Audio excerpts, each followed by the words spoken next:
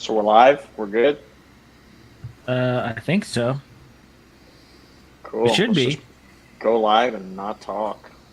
Time for the copyright strikes. Let's go. Yeah, you guys go ahead and play Taylor Swift out loud, so that way we can just Band. removed. Well, Kendall's running around singing it, so hopefully not too loud. So rolling. Right. So, what's the topic of discussion this evening? You got the list? Yeah. I got the note. I got the notes. Are we Sweet. playing And any games? I wasn't planning on playing any games. What we could do is do like each give like our top 5 flies. Any fish, any reason. Okay. Yeah, I'm down for that. Top 5 flies. Okay. Yeah, not fish specific, just like your goated list. Oh. Yeah, that's actually kind of tough. Because when we've done it before, it's like, oh, what's our top 5 flies for bass or redfish or whatever.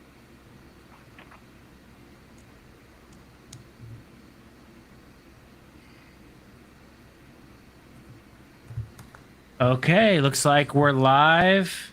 Oh, the thumbnail worked too, so that's good. Oh, and I tagged you guys on an Instagram story if you want to share it real quick before we get going. That's what I did. If I do that, I think I have to get out of the Riverside app. Oh. Then don't even worry about it. I have to turn around and show you the back of my head, and you don't want that. I don't know. I kind of want to see those luscious locks you got going on there. No? It's not that I don't want you to. I don't want the internet commentary. Gotta remember who I'm friends with. Okay.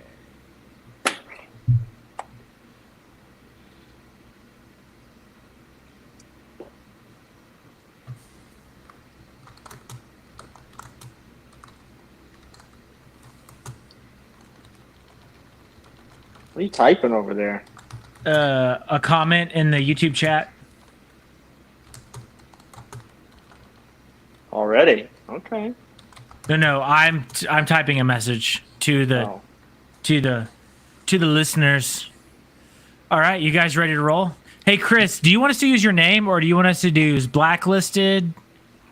You can do either. You can say Chris Fleury, blacklisted fishing, however you want to do it. Okay, and your last name's pronounced Fleury.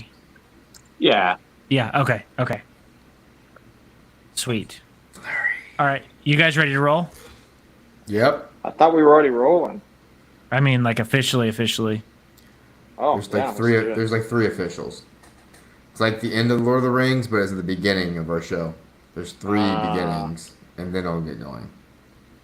So You've got a passion for the outdoors, a desire to feel the warm sun.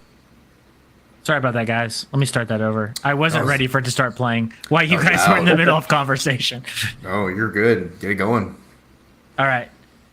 In 3, 2, 1. You've got a passion for the outdoors, a desire to feel the warm sun on your face, the sound of your fly line whipping through the air, the pop of the water as the fish inhales the fly you just found in the floorboard of your truck. You need to feel the cool waters on your feet, the crisp north breeze of a November morning, the sound of a turkey gobble, the December rut, the chills of an elk bugle in September.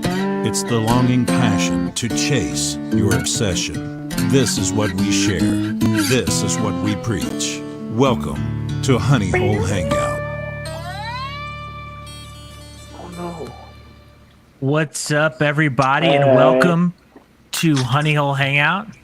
Today we have the Zacks, as per usual. Myself, I'm Landon, and we have Chris Fleury, aka Blacklisted Fishing on Instagram.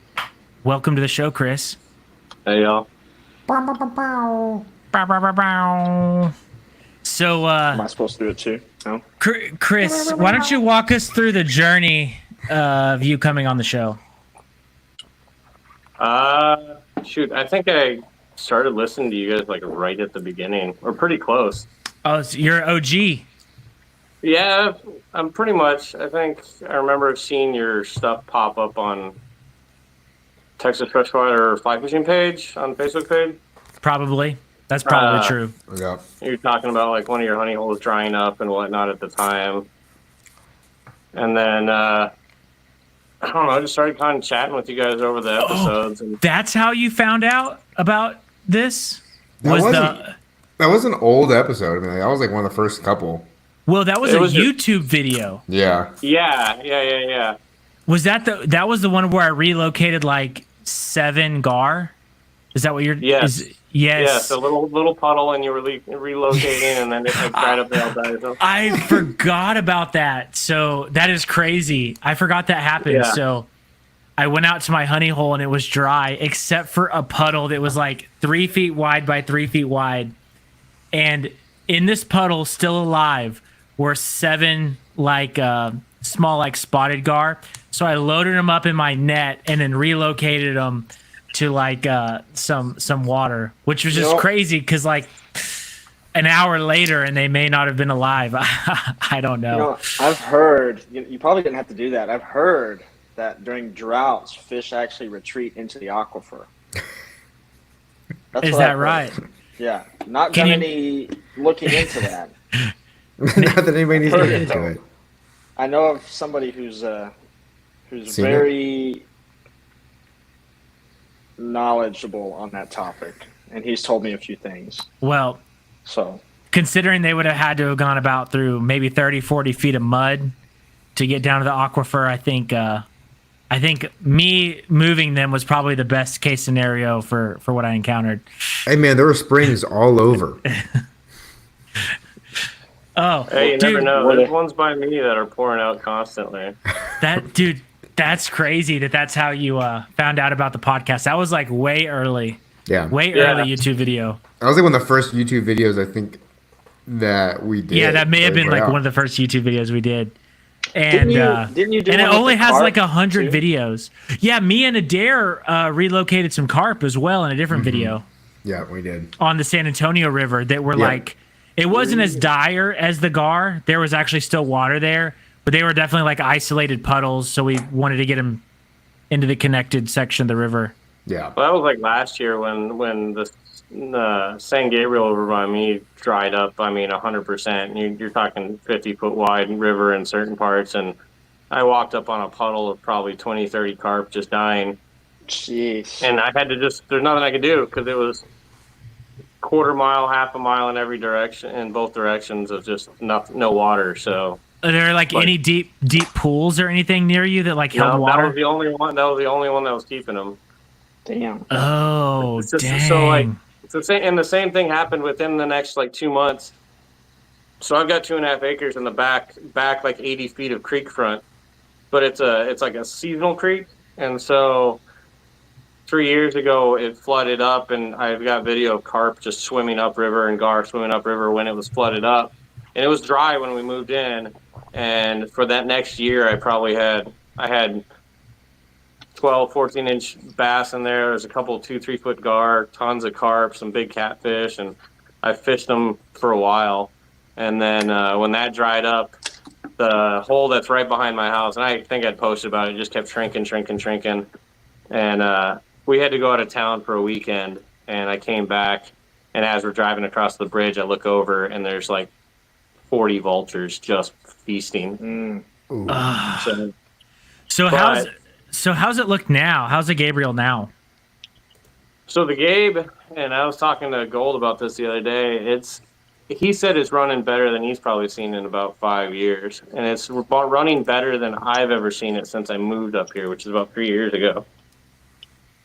So it's running amazing. Problem is that the fish are fighting from essentially 2 years in a row. The river dried up completely in spots. Yeah.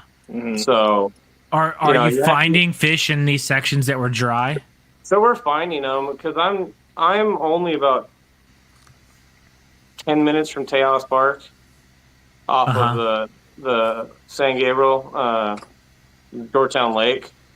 So when we get like we've gotten this last like month or 2 months where we've just finally gotten rain after rain after rain, and it's now consistently flowing high enough, the fish are pushing.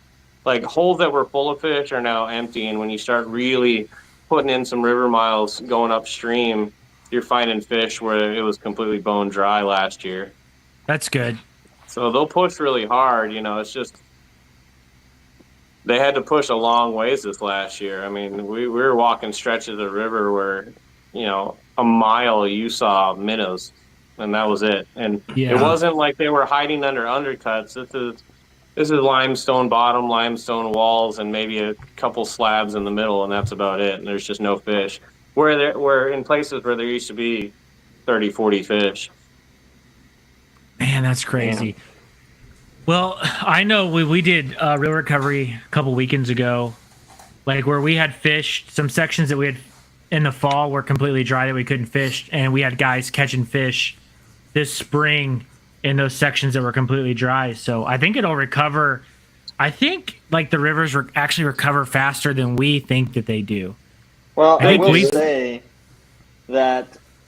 So in the area where we stay for real recovery, that was completely dry. There was like one puddle there, and we were walking and finding carp skeletons out there, and that was in September, right? Yeah. And then we were out there a couple of weeks ago, and the numbers, it's like nothing ever happened. The fish are same size as they were back then, and there might be even more of them. I mean, I was pretty surprised to see that. If you go up and down the rivers and find the sections that are holding fish, even during the dry years, like they're packed full of fish.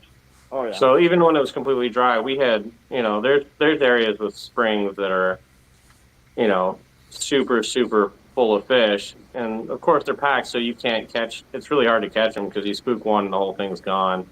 Mm-hmm. But it's just like, there's other rivers, in the hill country that have been devastated with floods in the past couple of years. And, you heard people like, oh, it's just gone. Nothing's in the river.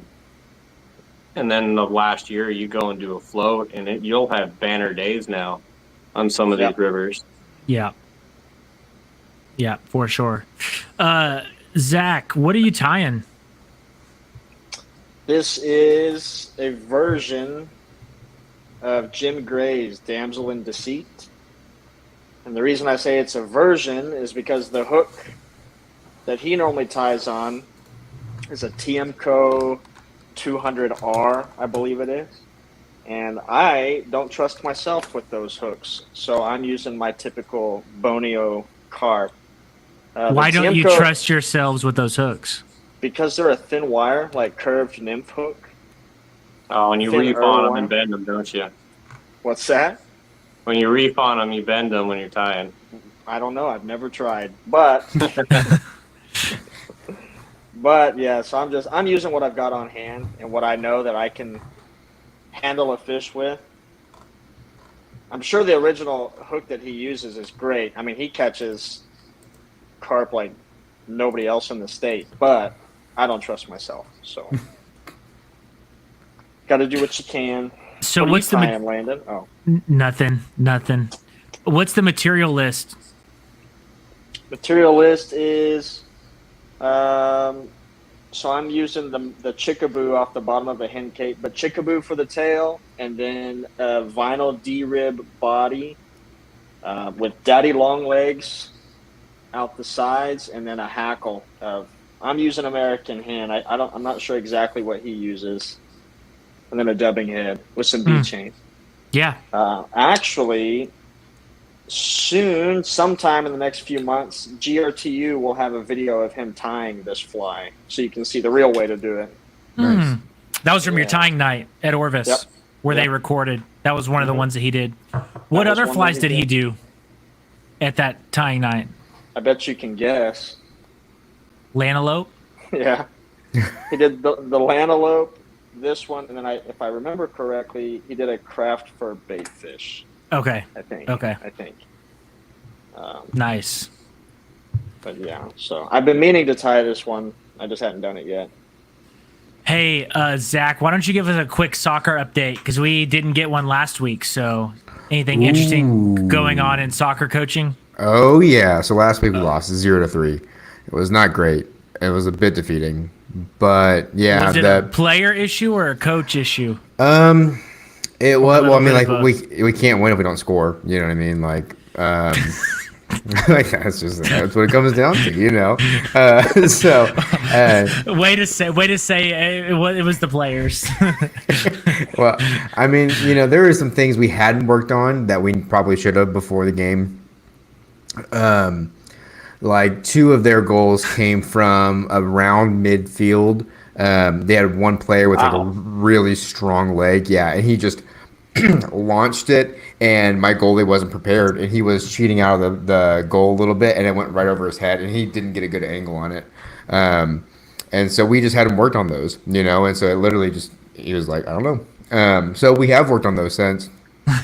And then the other thing, though, is just like I had one winger who would go up the field, that's like the side of the field. He would go up the field, and nobody, especially my forwards who are supposed to keep up with him or actually be even ahead of him, were there. They would be like at midfield while he was getting stopped in the box, and he'd have no help. He'd have nobody to pass to.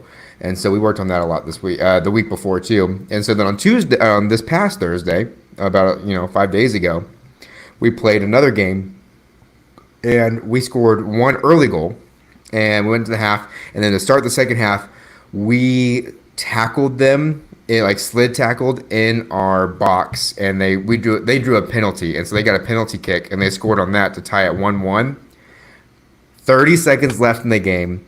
They foul us outside the box, about halfway between the box and midfield. And literally, I'm keeping track of the time. I'm like, everybody, get to the box, get inside, wait. And then our strongest player was able to kick it and get it right into the box, and we just nudged it in. And we literally scored with 3 seconds left of the game, beating the other guys 2-1, and everyone went crazy. So it was. Oh, that's awesome. Yeah, they needed that win after losing last week 0-3. So it was pretty good. But the only thing I'll say is the coach from when we lost, like before we even played them, he came up to me and he was like, "Oh yeah, so I remember exactly what happened last year. You guys did this, and that." Like no other coach had even remembered or talked about what happened last year, But he was like crossing the T's and dotting the I's of a play-by-play of what happened last year. So he had circled that date on his calendar. So if you have someone that's left-footed, get them on left defense, because that's what I was in high school soccer, and it's always awesome because you can clear it while it's on the line and not have to worry about trying to step over it. Yeah. Or yeah, you can just clear right up. You can just cross the field with it. Yeah. Because I have a couple of reserve guys, and they're always like, "Which side to go to?" I'm like, "Whichever side you feel comfortable." But I'm gonna look at that. I loved it. I played 2 years of JV, and then junior year, I shattered my big toe on a big a dirt crack. It was in the ground. I went to go. The ball had stopped, and I went and just kicked it as hard as I could, and it went down into the crack, and I got compression fracture. And it was like the second practice of junior year, so I was out. I played 1 game the entire year. Oh man, dude, that's tough. You retired. Retired early. Pretty much. Yeah, early retirement. Yeah. I can't say I would have gotten varsity, but I sure as hell didn't have a chance after that. Yeah. Dude, that's tough, man. But well, yeah, soccer sounds exciting then, Zach. It is fun. We have 2 more games, and then we have the tournament. Right now, we're sitting middle of our division, so we'll probably play in the the silver tournament. But if we if you win out? If we win out, we'll probably get gold, because if we win out, that also means we have to beat the team that's at the top of our zone right now, and they're undefeated. And so if we can beat them, that'd be pretty well. And we have the talent. We actually probably could beat them. But we shouldn't have lost that team. We lost 0-3 either. It was just, one of those things.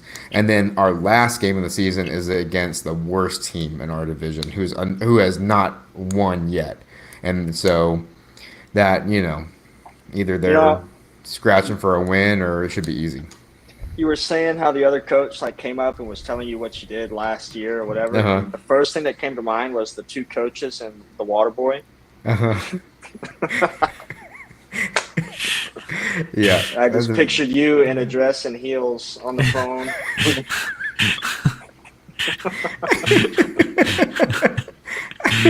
Dude, it's been so long since I've seen The Water Boy. What? I That should know. be burnt into your brain, though, man. Come on. I watched it a lot too. What's the lady's name who plays the mom in Waterboy? Oh, He Jesus. just calls her Mama, right? No. Like No, that. What's her actual real? Oh. Like. Oh my gosh! Now that you ask, like, oh, Well, anyway, I saw an interview with her how she got the script. They asked her to play the mom, and she got the script, and she thought it was garbage and threw it in the trash. What? And her like daughter or something was like a big Adam Sandler fan, like found it in the trash and read through the script and was like, this is Adam Sandler. You have to do this movie. And that's what convinced her to actually play the role. yeah, because she's a heavy hitter. I mean, she's been Yeah. in like great, like top notch movies. You know. Yeah. I saw a meme online where it was going to be like an Elon Musk biopic or whatever, and she Oh, was yeah. going to play him. Like they were saying, like she needs to play him. Okay. Oh my So god. I have a video from our buddy Jim. Since Uh-oh. I guess he heard that we can play videos now on the podcast Uh-huh. for our video viewers, so he wanted us to watch this video and react to it. Bow slowly. Watch your trolling motor there. Hey, that's Jim. Oh. Jim, that looks like a spinning rod. Is that Jim? It's the same hat. That is Jim, right? It's got. It is Jim. Yeah. Okay. That's If that's only. definitely Jim's hat. Oh yeah. Right? Watch your trolling motor there. Nice, Jim. That's awesome. Oh yeah. Right? You know, Nice tarpon jump. Oh yeah. Something about Jim. I don't know if he was messing with me or if he was serious, but did you guys notice his sunglasses at the retreat a couple weeks ago? No. They're like, intentionally fogged up, so they don't have a shine to them. The outer lens, Uh huh. Oh, like Matt. they look. Yeah. There you go. go. Yeah, it was. I've never seen that before. And what, you think he went to that much effort just to mess with you? Like he went there, like was like rubbing chapstick on his lens? How was he messing with you? I don't Well, maybe they understand were- what the joke maybe is. Maybe they were actually fogged up. Because I made a comment, I was like, "Damn, Jim, your glasses are really fogged up." He was like, "No, they're supposed to be that way." Oh, okay, I get it. I didn't know if you saw him like several times, and each time he's just like run to the bathroom with a some chapstick and just like smear it on there and be like, Yeah. "Oh, Zach will really enjoy this one." No. That's still on my bucket list fish. I haven't even jumped the tarpon yet. Oh yeah. No, Zach, have you Throw it casted to at one? Have you? Yeah. Like one of like our Texas tarpon, or have you like specifically gone somewhere? No. I've at the end of like the Port A jetties, I've cast Yeah. to them, like seen them rolling and cast, and then obviously nothing. You guys would have heard the story 1,000 times by now if I hooked up, but That's true. That makes sense. can't all Chris, be are- Chris Skinner. Chris, are you actively chasing tarpon? You said you hadn't jumped one. Is that like? Not. Are you working on it? It's never been like. It's gonna be weird. It's never been the top of my bucket list fish. Like, yeah, it's gonna be amazing.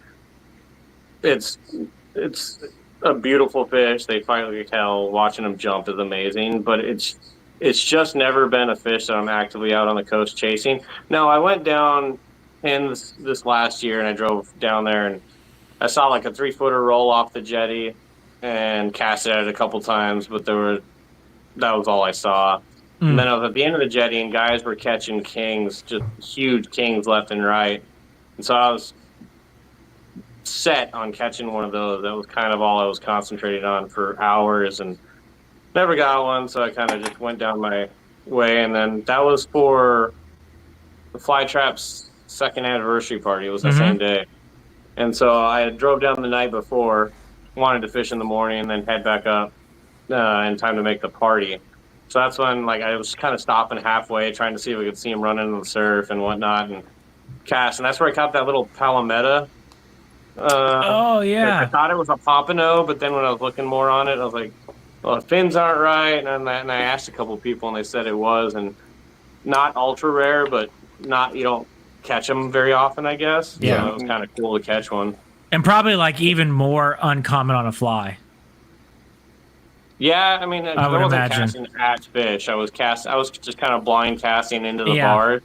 Now there were some huge bull reds running the bars that day, and apparently that night guys were seeing 40 inchers on the jetty all night, working the jetty.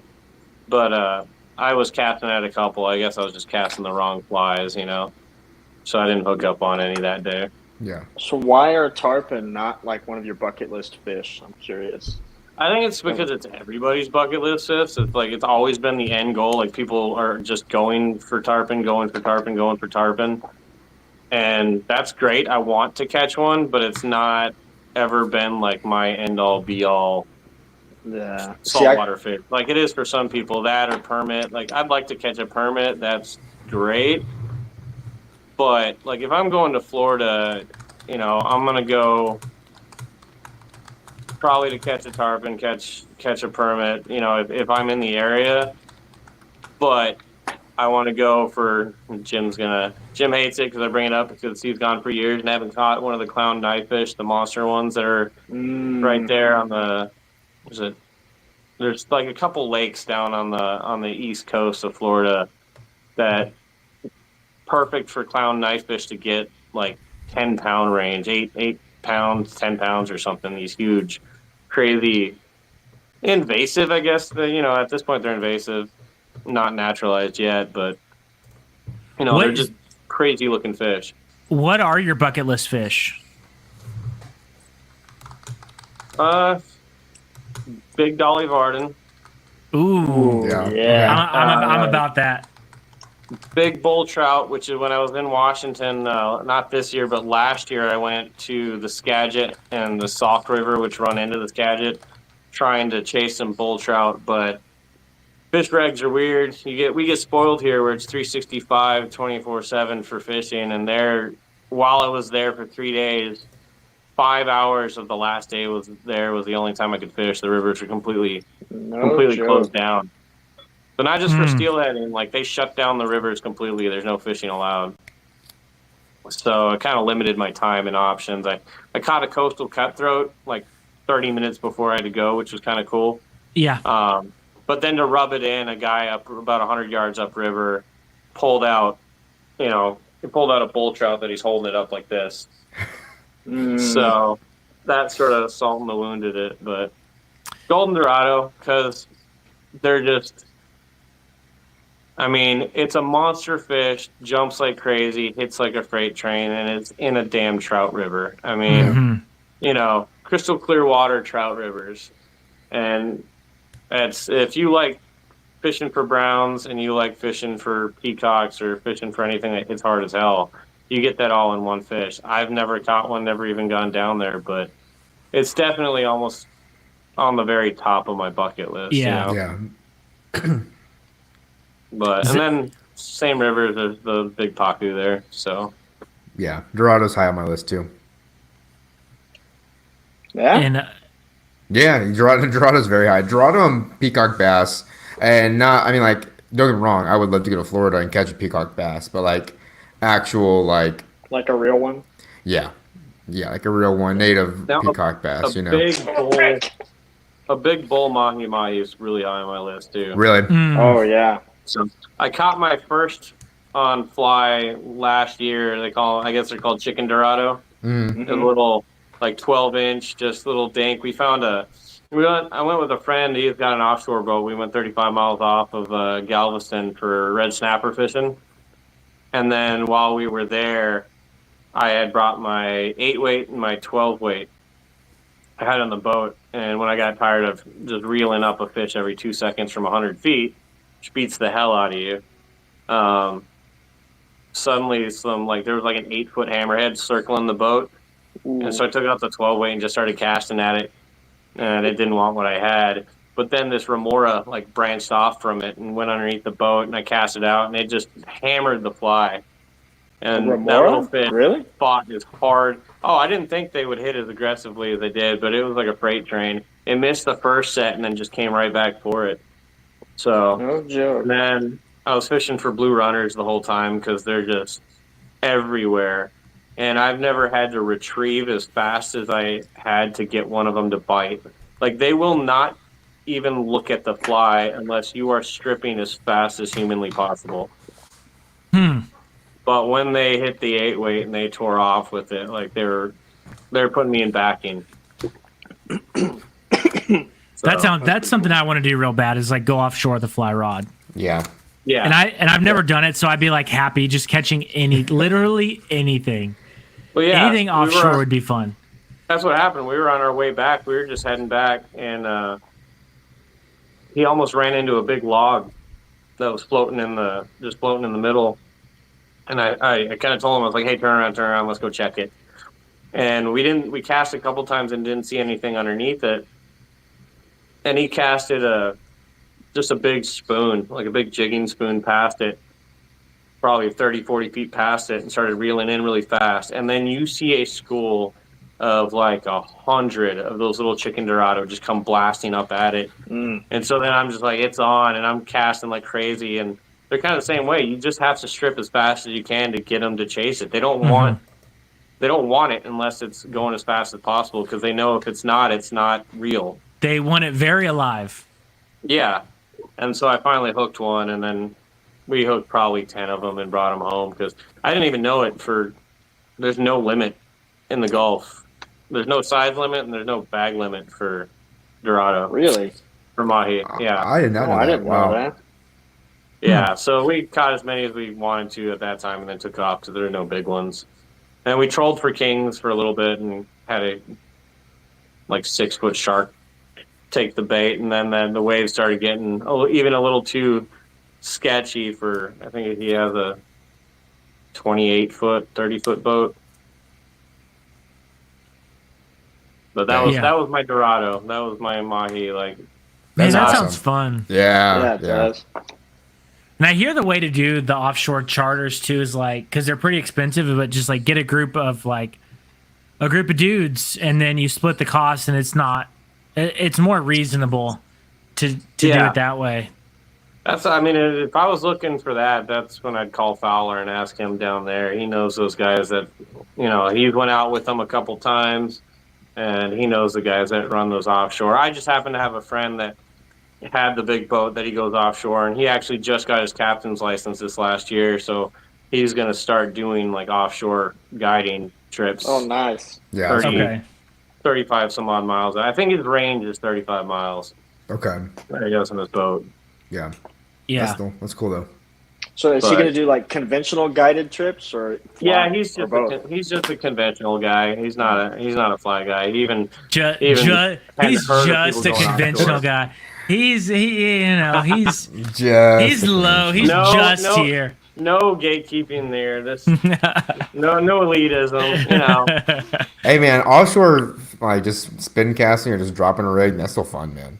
No, it's still fun. I did it for the first 4 hours, but you drop down 100 feet, you hook up instantly, and have to reel that fish back up as fast as you can so the sharks and dolphins don't wreck get it. Yeah. And then you do that for a couple hours, and for 3 days after that, I feel like I got hit by a truck. Yeah. I don't work. Obviously, I don't work out. So it's just reeling up fish. That's it. That's all the workout we need, guys. Yeah. So once I got tired of that, I started casting at the top. Stuff that was circling around the boat. Yeah. Honestly, though, if you could make that a daily workout where you could just consistently be reeling in fish every day for an hour, I'd be okay with that. But there's no consistency there. You're just gonna go out there and there's gonna be some days you're just not gonna be reeling at all, and it's just not gonna be a workout. No, not at all. Yeah. Well, if you're dropping down that deep, it's gonna be a workout whether there's a fish on it or not. Oh, just bring It's it gonna be back more up. of a stamina training. That's true. You're dropping full giant lead, just 16 ounce or larger lead weights all the way to the bottom. Yeah, that's a workout all in itself. Yeah. But it was fun. Yep.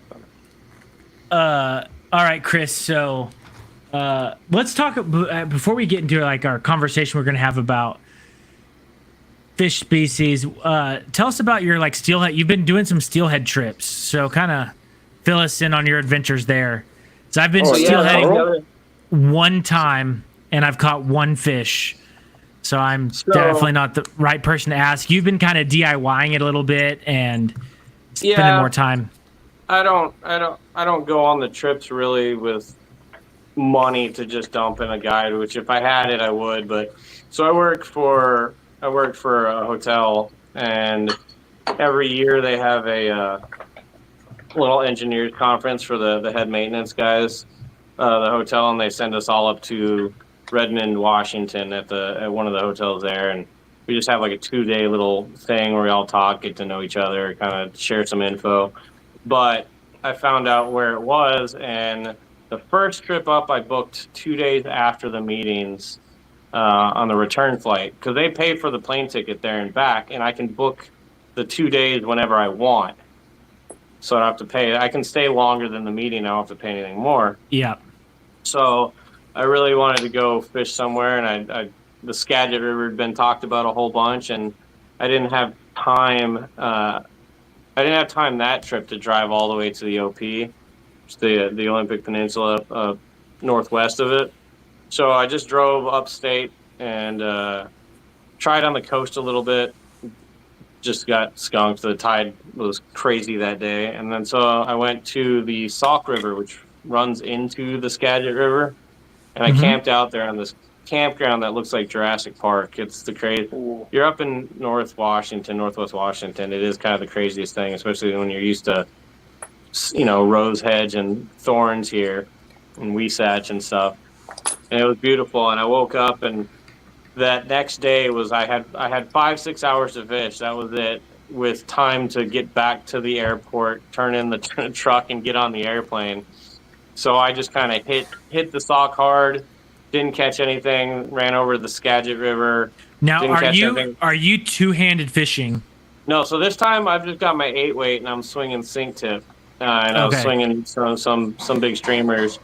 So then I hooked up a coastal cutthroat, which was kind of cool, but I was going for bull trout. That's really what I wanted.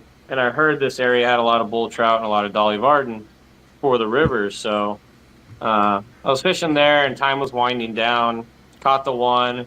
And then, like I said, to rub salt in the wounds, there's a guy right upriver, and he just hauls out this monster bull trout. So I looked at my clock and said, it's time to go. How big do you think? I don't even know. I was up the road, and he was yelling what it was, but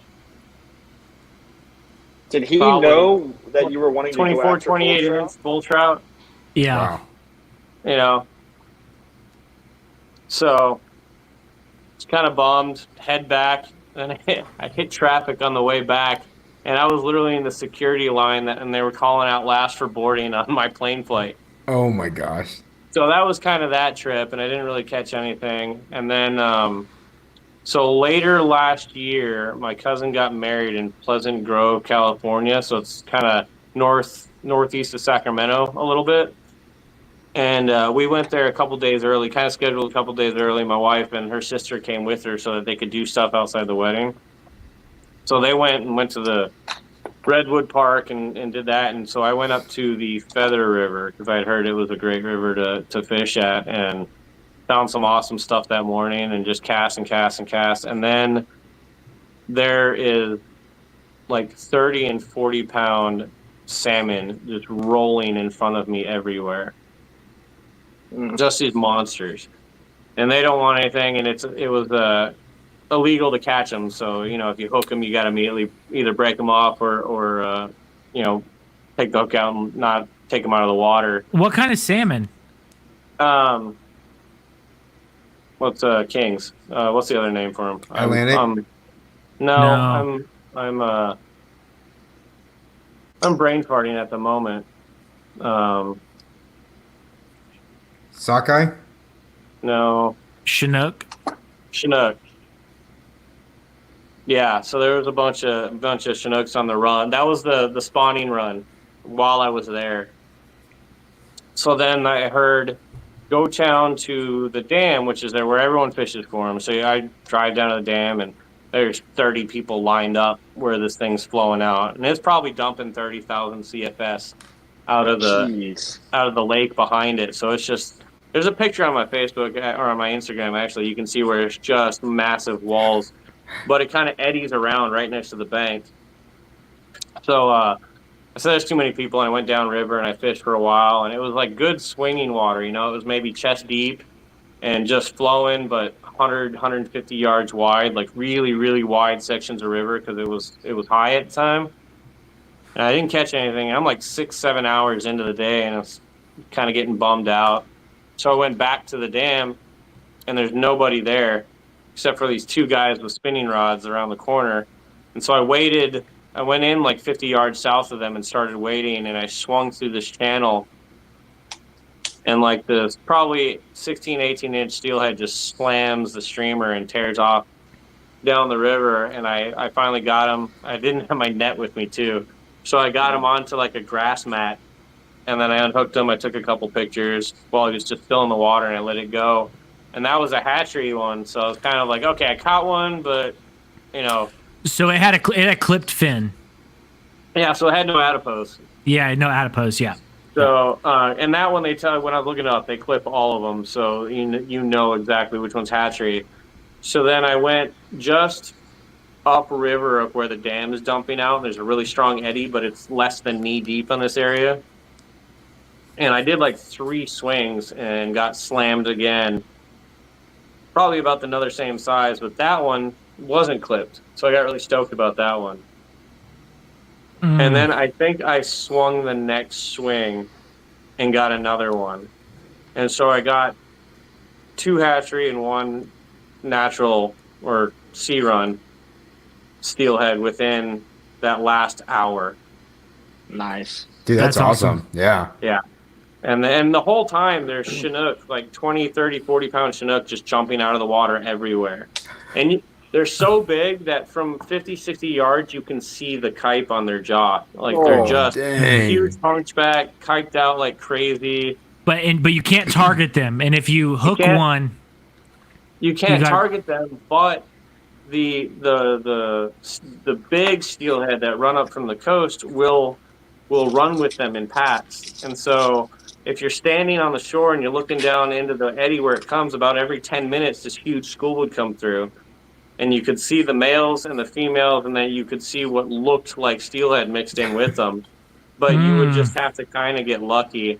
And I did, for how much I hate nymphing, the way the water was flowing, I tried to nymph one, and I got one of the big females to take the hook. Now, whether it was she ate it, but whether it got flossed, or it was a legit bite, I don't know. Yeah. But it was just 2 giant head shakes, and it was gone. And it had to have been a 20-plus pound fish. Wow.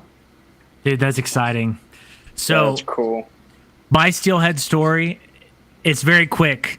My wife and I went to Washington to visit some family on vacation. I booked a trip with one of her family members to go with a guide, and we did a float on the Solduck River. And Dude. 50 feet downstream from the boat ramp, I hooked into a steelhead, about 12 pounds. And then I caught sea run cutthroats the rest of the day. And every time I hooked into a sea run cutthroat, there was like a singe of disappointment that it was not a steelhead, because that river is absolutely beautiful. So I was like, I just went back to February. They sent me back again, but this time I booked 3 days ahead of time, and I went and camped in my hammock right off of the Ho River. Okay. But the river had been rain flooded. If I remember for like correctly, they're right next to each other. They're right next to each other. Yeah, so I went. Yeah. So I didn't catch anything for 2 days on the Ho, and then the next day I went and I fished the Solduck and the Sisqualmie. No, the Calumet. There's about next to the Solduck. There's 3 rivers that are all within 5 minutes of each other. Yeah, it's crazy. And they're all gorgeous rivers. So I went and fished Kalawa. The Kalawa River is right there. And so I fished that one. And that was probably one of the more stunning rivers I've ever been in. I mean, gin clear water, chest deep, high banks. And then this last time I went, I got a 13.5-foot 8-weight 2-hander. And I was practicing, and I had sink tip line, which probably not the way to learn how to swing a two-hander because it's still a nightmare to cast. But, I was consistently getting like 40, 50-foot casts. And I hooked one fish and it shook me off, and I don't know how big it was, but it was kind of 3 days of really hard fishing, and that came up with nothing. So it was kind of disappointing, but they always say January, February fishing is the biggest the biggest steelhead you can catch in the state on those rivers is that time, but it's also the hardest. So when you see pictures of guys swinging two-handers chest deep in like blizzards, that's right there. Yeah. Dang. Yeah, I really liked our trip, and the cool thing about floating and why well, number one, I just love being on the river in a boat. So like my preference is to float, but like you said, the Soul Deck is so beautiful. We got to see so much of the river because we were floating, and so many cool things on the float. I really enjoyed it. And what we did is we would nymph from the boat, and then we would get out at really good swinging runs and pull out two-hand rods and swing for a bit, and then we have to keep moving. So like, it was kind of a good experience. Like I was able to do something that I was really comfortable with, which is nymphing, and try to catch these fish, and then also learning something new that I was not comfortable with at all. So it was like a really good experience to float and be able to do both styles of fishing. I really enjoyed that trip. I would 100% do it again. Yeah, so I've only been with the company for 3 years, but they've told me that actually the last 5 years they've all went to the Redmond location. So basically it means as long as I stay with them, I can look forward to like next January, February, March time. They'll send us back there. Yeah. That's awesome. No, Just that's know you great. don't have that set time to go. Yeah, if they don't send us there, the other hotel for the Archer, which is the Archer Hotel, which is part of my company, is Napa. So it would mean that I would get to go back to like the Feather River that's right there and fish that one, or any of the other waters there. And actually, I was catching steelhead, but also they have these monster pike minnow that are in the river there, and I was trying to catch one of those. Okay. But I didn't have a chance. And they're I want to say what they look like. They almost look like a sucker, but with a normal straight toothy mouth, but they get yay big. Yeah. So I wish the sea run cutthroat got bigger. yeah, they're like, and that's kind of the default fish where they'll just be like, oh, the sea run are running, go to the coast, and you just swing it out there and catch a fish, reel it in, and they're all 14-inch fish all day long. That's the thing is that as I talk to multiple people, and they're like, oh yeah, they're just like every fish is 14 inches. That's just like, if there was an opportunity to catch like a 26-inch sea run cutthroat, I'd be like, now we're talking. But once you catch like a handful of 14-inch sea run cutthroats, you're like, I caught my sea run cutthroat. Let's catch some steelhead. Yeah, and that's like, right after I left that first year, like a week later was the pink salmon run. Dude, did you just go get tacos? What? I just seen his hand go up. It's a delicious cookie. How the hell do you see a taco there? It's a warm. It's a nice warm M&M cookie. Ooh, it looks good. It's so good. You guys should. But yeah, hopefully next year I'll catch. I can do that. Hopefully next year I'll catch a monster. Yeah, that's a nice thing. You can kind of like plan a trip a year around a work trip that they're already paying for you to fly up there, and then you can kind of do your thing for a few days. And I mean, the more now my internal debate is next year: do I want to go for a big steelhead, or do I want to head to Idaho and go for the big bull trout up in the mountains too? Though. I vote bull trout, dude. I would say you've caught 3 steelhead and you've caught a wild steelhead. So I would say run over to Idaho and try to catch some bull trout. Yeah. I mean, that's my logic. That's my logic. But, all right, Chris. So we were going to talk about naturalized versus invasive species. And this isn't really something that we've covered on the podcast before. So I'm just going to give you the floor and it just kind of explained naturalized versus invasives and kind of what the issues surrounding that are with. So, I mean, and I'm not an expert on the topic at all, but so naturalized fish are essentially, they were invasives, but they've been in the ecosystem that they're in for so long that nothing's changed by them being there anymore. So like carp were brought to the US in the late 1800s, and they were brought for a food source. They sort of took over everywhere and pretty much in every water. And they're obviously a trash fish or whatever you want to call it for a majority of the population. But you go to Europe and they're the number one game fish in Europe. You know, everyone wants to catch carp. So they're fun as hell to catch. It's pretty much all I target anymore around here. But Amen, you brother. hear people call them invasive.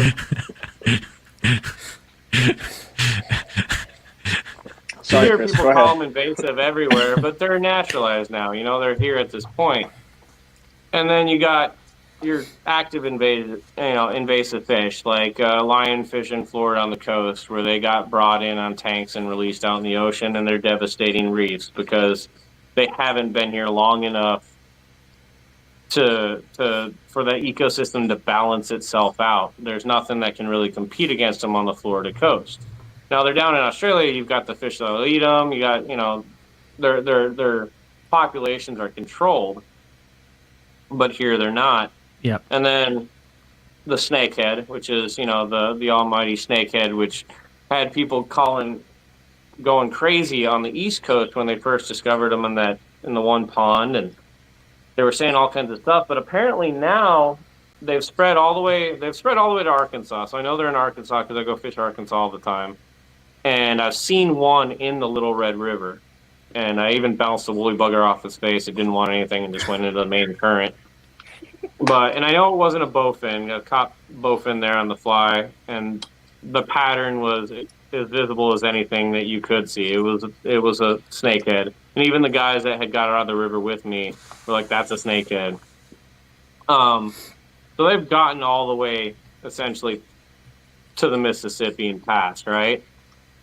But scientists have been studying them on the East Coast ever since they got introduced, and they were terrified they were going to take over because of the way they spawn. They have the big bait balls with like thousands of little fry. Well, after all the studies, they've been finding out that the bass are like keeping the fry in check. They're going in and they're like eating almost all of them. So while they're spreading like crazy, they're not overtaking systems. So yeah, they're invasive, but they're moving so quickly and they're not devastating the systems like people thought they were. That, in 30, 40 years, they're going to be naturalized fish. The system's going to have them for so long, it's just going to be part of the system, and they'll probably make their way. If they're not already in, like, Caddo Lake or other parts of, what's the one south of Caddo that's the Sabine? The Mississippi coast? No, not Sabine. There's the other one. But if they're not already here, they're going to be. Because, like, in Arkansas, they found a lake that was completely packed full of snakeheads.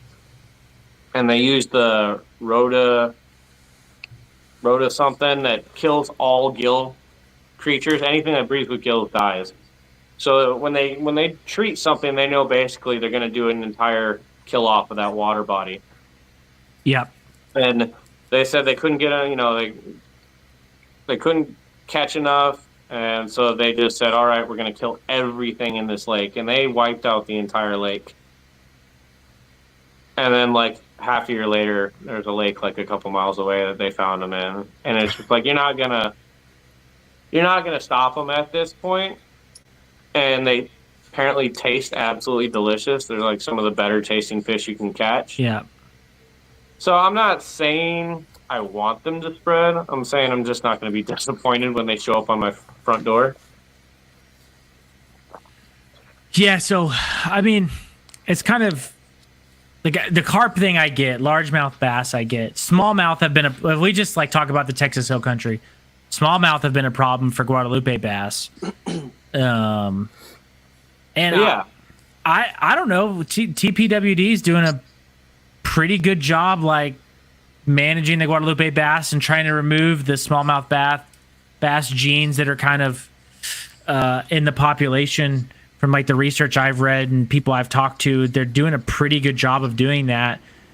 I mean, if you send them out by attrition, like you dump so many pure strain fish in there, they're eventually going to breed the smallmouth out of the system. Right. Yeah. And I know they've been pumping the Llano full of fish, of native fish, native strain. Yeah. So I've caught a bunch that I'm pretty sure were, 100% guad. But yeah, I mean, smallmouth are just like largemouth, Largemouth, the native range of pretty much all largemouth is east of the Mississippi. There are a couple lakes, west of it, but largemouth were really nowhere across the plain states. Now, not an expert, like I said, there may have been pockets here and there, but there really wasn't. But when they started doing the stockings of Florida bass, they just dumped them in every lake possible, same as they did with rainbows and browns. Like brown trout are not native to the U.S. or North America. They're all from Europe. And that's another naturalized fish at this point. Well, I think that the topic is more interesting, is like people are okay with some naturalized fish, but not okay with other naturalized fish. Yeah, and it doesn't make any sense. In one breath, people are okay with going to Colorado and catching rainbow trout, but in another breath, they don't want any carp in any hill country river. Yeah, and people will nail you to a tree for like picking up a largemouth bass the wrong way and lipping it and jawing it hard, and they'll shoot 10 arrows through a carp, but no one's eaten either fish. They'll nail you to a tree if you eat a largemouth also. So it really is, it's 100% pure game fish for most people, and it doesn't make any sense. Carp fight harder than largemouth. They're more resilient harder to catch than largemouth. And anyone that catches them on a fly, not corn, I can soak a ball of corn and catch a million carp all day long. But if you're chasing them, with flies, it's harder to catch a carp than it is a largemouth. Bar none. And so if you're not eating the fish, they're both invasives. Why is one your holy grail 20-pound largemouth versus a 40-pound common on a fly? Well, I think it comes down to their reputation too, So like the carp, part of the reason they have that bad reputation is because they can live in complete shit water, right? Whereas a bass, not so much. People kind of see them as a higher class fish. When in reality, So what you're saying, Zach, is we need to do a PR campaign for carp. Dude, I'm down. We'll start a GoFundMe. We'll do everything we got to do. Yeah, I mean, actually, no. I want them to be trash fish. That way, there's more for me and Chris and Zach. YouTube's done more to help carp actually than anything else out there. Like you watch the Carl and Alex guys out of Europe that have been doing it for years. There's some of the best carp videos you'll see out there production wise. Yeah, for sure. Dude, I'm going to tell you, for some reason in the past few weeks, I've been like, and it's not a bad thing, but I've been like overloaded with people messaging me on social media, asking me like tips and advice. And I've talked to Orvis San Antonio, and they're saying they're getting a huge influx of carp guys coming in. Like, I think we're getting there as far as carp goes. Hopefully. Yeah, I mean, there's always going to be the redneck stigma. It's they're trash fish. Shoot them, gut them, poison them, leave them on the bank. It's buy as many as you can. Here's the thing: if you want to kill them, fine, I'm okay with it. Their carp are not going anywhere. But if you're going to kill them, you're going to take them to the water, use them for something. Like, legit use them for fertilizer. Legit use them for bait. If you're going to kill them and you want to take them. Right. They were brought as food. Like, they are not bad to eat. If you catch a catfish in shit poison water, it's going to be shit poison fish. Same as a carp. But carp are still eaten in every other country all over the world. they taste great. I've eaten like a clear water carp, and it's tasted perfectly fine. Dude, that's one thing that kind of gets me is people are all about catfish. Not many people call those trash fish, but a carp is a trash fish. Catfish Yeah. are way more gross than a carp is, dude. I don't care what anybody says. Catfish are nasty. Yeah, We could I do don't this like all eating night. carp. I don't like eating catfish most of the time because I can feel like I can taste the water that they were in. Dude, does it feel gritty? It feels dirty. yeah. It feels like somebody So- rolled it around in the sandbox. So yeah, like Nasty. if it was like a catfish that was like in like good water, it's like a good tasting catfish. But if it was like No. in muddy, False. nasty water, I feel like I can taste that False. muddy, nasty water when I'm eating the fish. There's no Yeah. such thing as good tasting catfish. Chris, you've eaten carp before. I've never eaten Yeah. carp. What I mean, Yeah. like what? Mild, a fishy, like kind of like It's just catfish. it's just a mild, plain white meat. Yeah. There's nothing. There's nothing fancy about it. There's nothing special about it, but there's nothing terrible about it. As long Yeah. as it's cooked well, any fish can taste like shit cooked wrong. Right.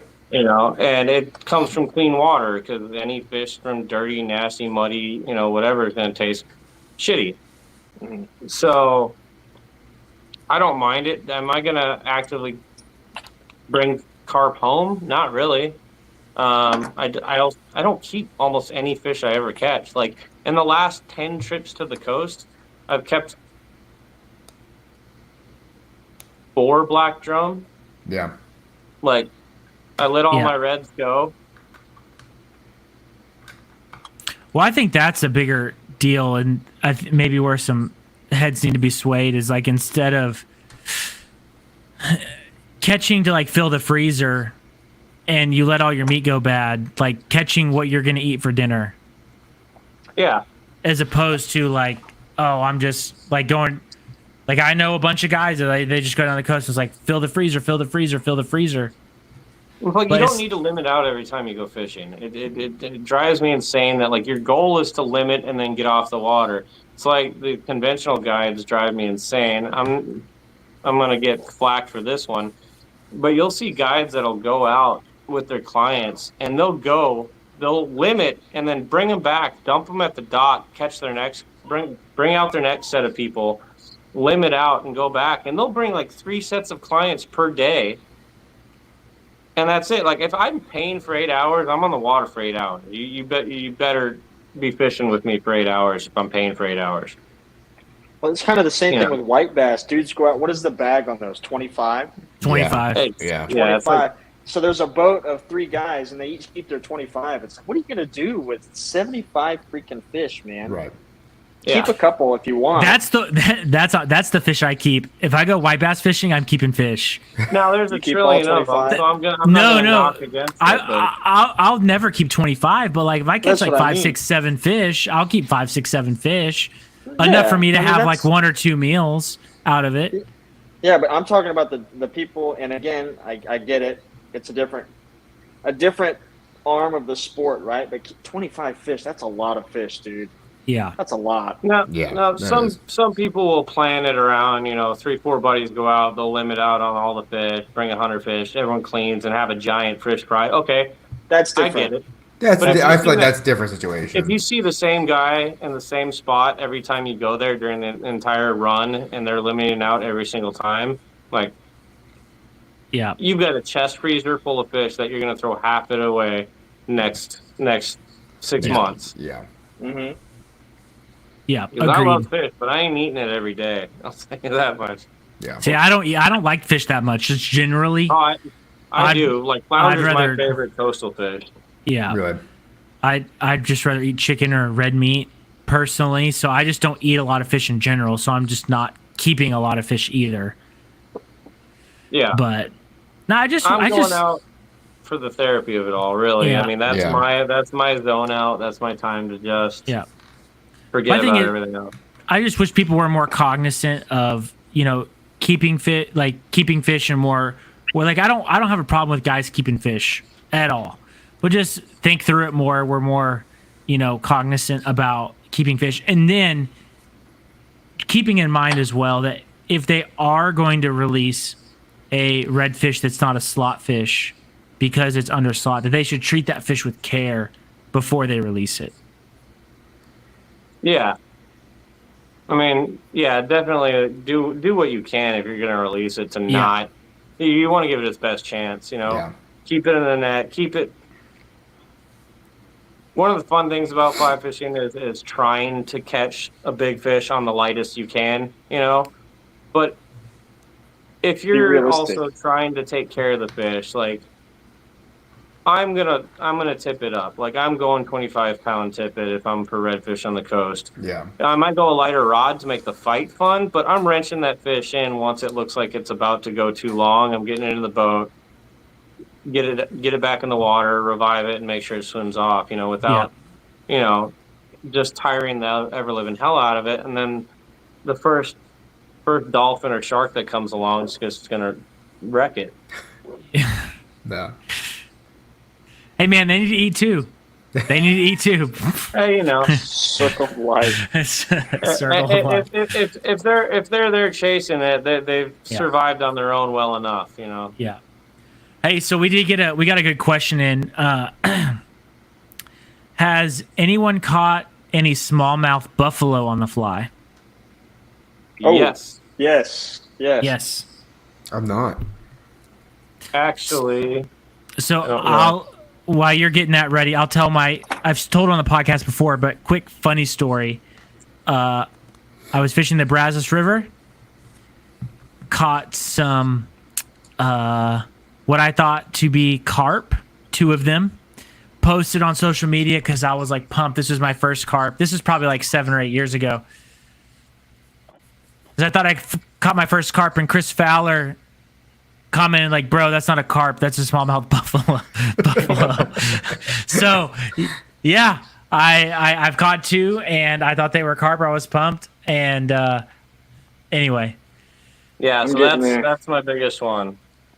I don't know. I want to say 20, probably. That's a good sized fish. Yeah. You said you've caught 20? No, that was probably roughly in the 20-pound range. Oh, the one okay, that's behind me on the screen. Okay. All right, Nice. I sent mine, Landon. If I could put it up, I would. I think, smallmouth. It was a smallmouth. Yeah. It's going to take me too long to upload to get live, but I'll just show it there. Oh yeah, there you go. You're not. Oh, yeah, that's a good one. All I see is a tail. There you go. I think I've caught 3 or 4 total. Yeah. And that one was the biggest one. Most of them are probably 8 to 10 pounds. Yeah. They're just. How was the fight for you, Chris? Was it pretty good? So the Mine was one, lazy. the big one that I caught, that was a crazy fight. That one ran me probably 10 minutes or so. But like I said, I'm also fishing a little heavier because I know I'm in an area with lots of trees and branches, and I don't want to break it off, have a fish trailing, 3-4 feet of tippet behind it with a hook in his mouth. So I'm trying to get them in as quickly as I could. But the other ones were probably, 5-minute fights, not terribly long.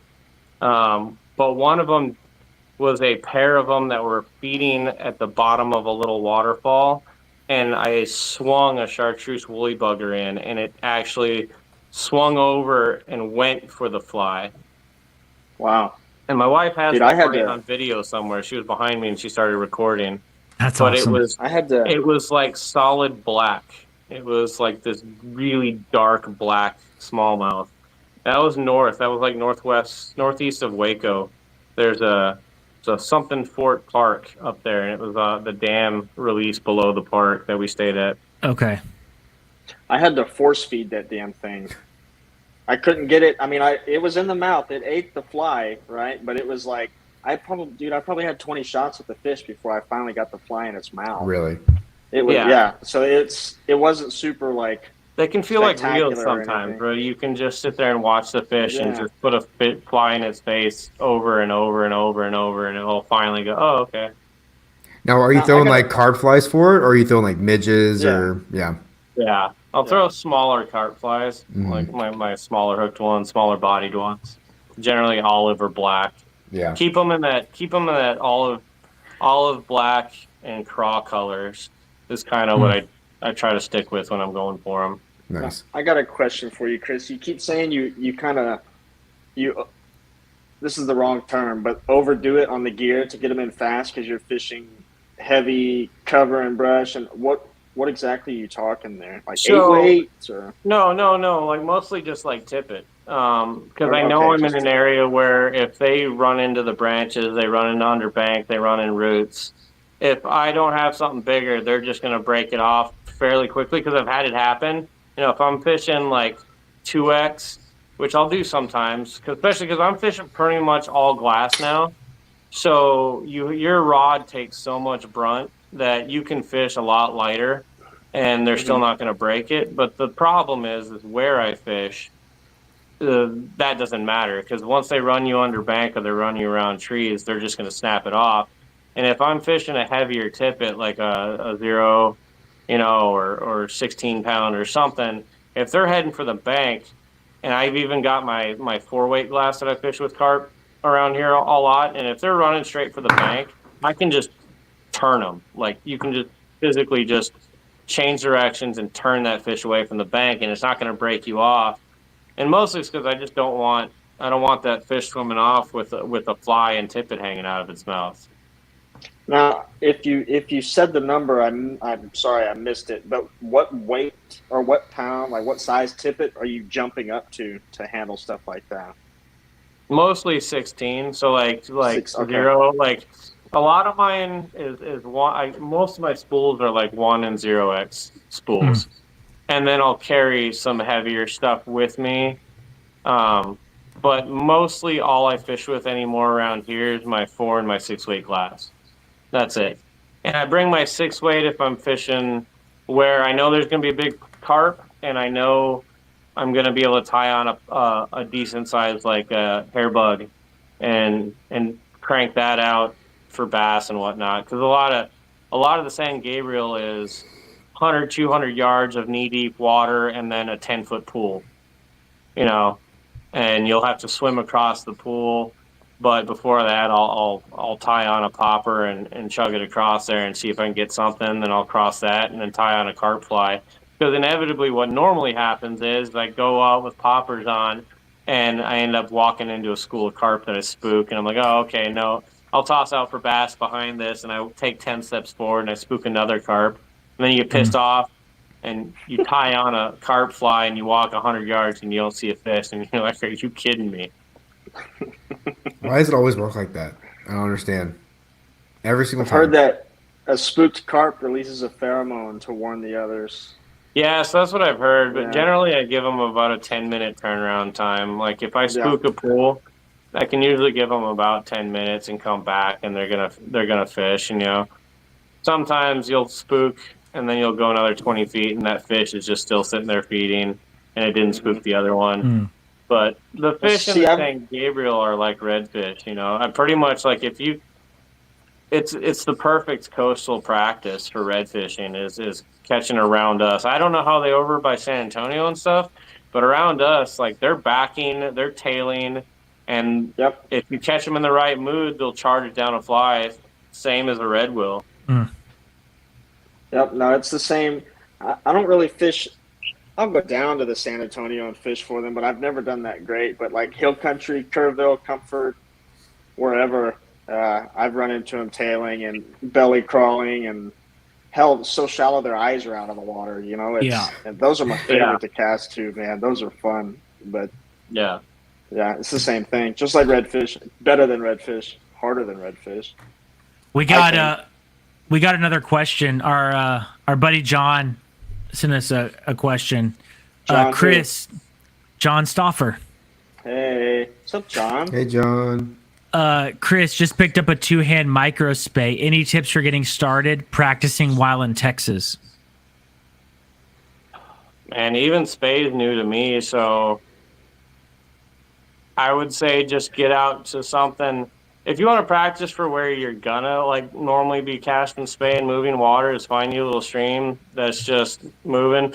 I YouTubed for like a week or two every day before and just watched styles, and you can't really spay casting. The problem is you can't really practice in your yard. Like the way you need to load the line, you can't. So like I also have the creek, so I went back in the backyard and got waist deep in the creek and just practiced right there, and that's how I was able to do it. But even then, it wasn't the same once I got to like the Ho River, which is just moving water, and so the line's moving a lot different than what you're used to. So like right now we're brushy in town, just south of the park in Brushy Creek, right in Round Rock. There's that one outlet that kicks out of the little low water crossing, and that water really speeds up. You get in that and you just start practicing your spay casting.